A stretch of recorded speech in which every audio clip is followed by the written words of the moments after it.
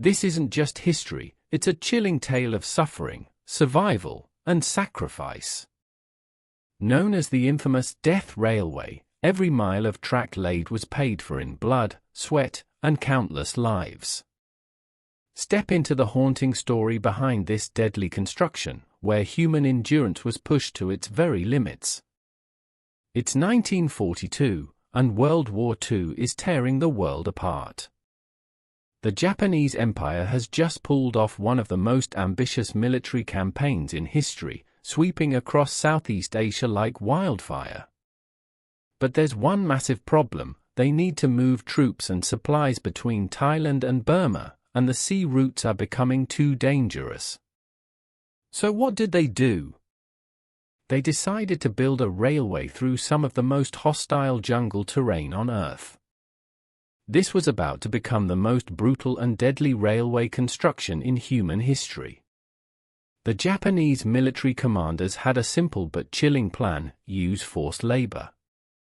More than 12,000 Allied prisoners of war and tens of thousands of forced laborers would perish during its construction.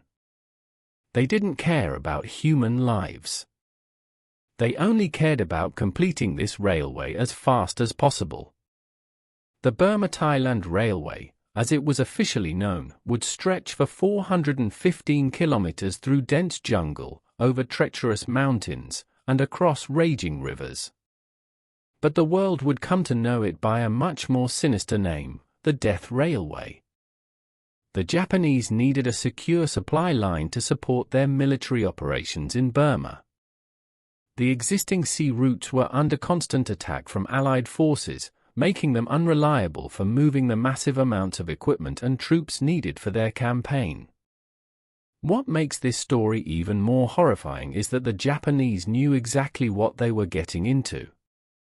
They understood the terrain was brutal, the conditions were deadly, and impossible.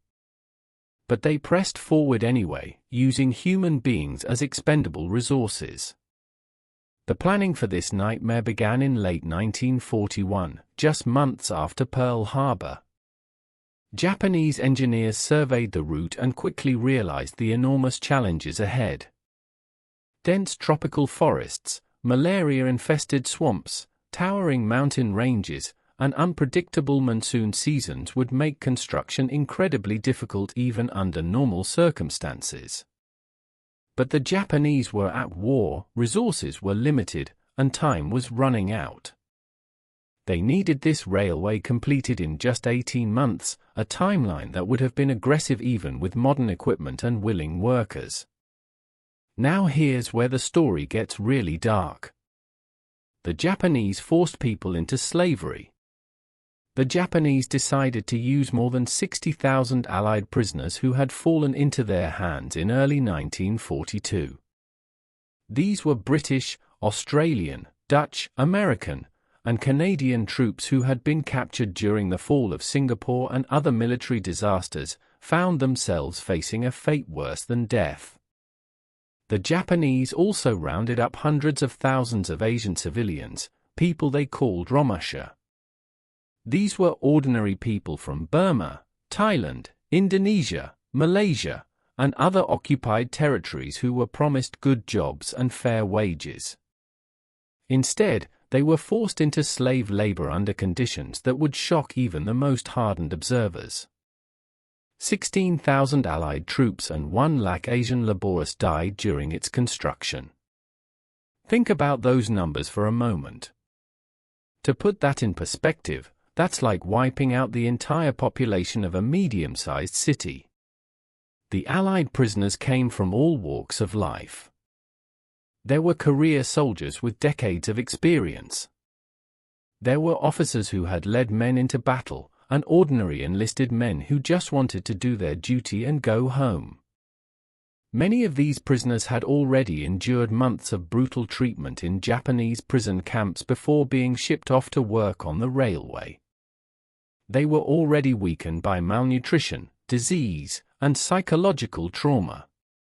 The idea of forcing them to perform backbreaking labor in one of the most hostile environments on Earth was nothing short of a death sentence. The Asian civilian laborers faced an equally horrific fate. Many had been tricked into coming with promises of good wages and comfortable living conditions.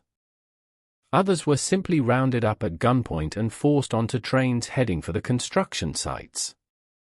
These people had no military training, no understanding of what they were getting into, and no hope of rescue. Imagine the worst working conditions you can think of. Now multiply that by 1,000, and you're starting to understand what these people faced every single day.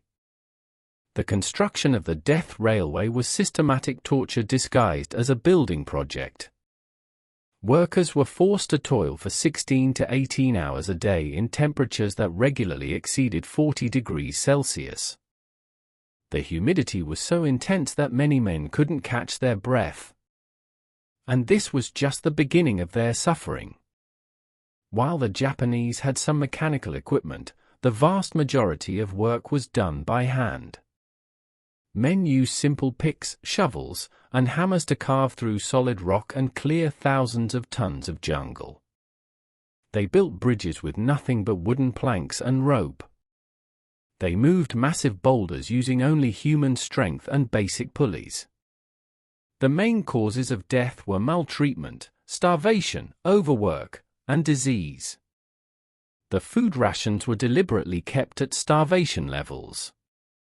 A typical daily meal consisted of a small bowl of rice with perhaps a few vegetables or a tiny piece of fish. This wasn't nearly enough nutrition for men performing heavy manual labor in extreme heat. Disease spread through the work camps like wildfire. Malaria, dysentery, cholera, and tropical ulcers were constant companions. Men would wake up in the morning to find their bunkmates had died during the night. Medical supplies were almost non-existent, and Japanese guards showed no mercy for workers who became too sick to continue. Guards would beat workers for the smallest infractions, or sometimes for no reason at all. Men were forced to watch their friends die and then continue working as if nothing had happened. The constant threat of violence hung over every moment of every day. But perhaps the most horrifying aspect was the complete disregard for human life. The Japanese treated these workers as nothing more than disposable tools.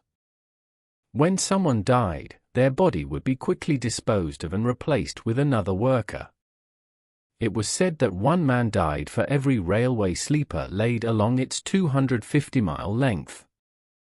The monsoon seasons brought additional nightmare conditions. Workers were forced to continue laboring even during torrential downpours that turned construction sites into muddy swamps. Flash floods would wash away weeks of work in minutes, and workers would be beaten for not preventing the inevitable.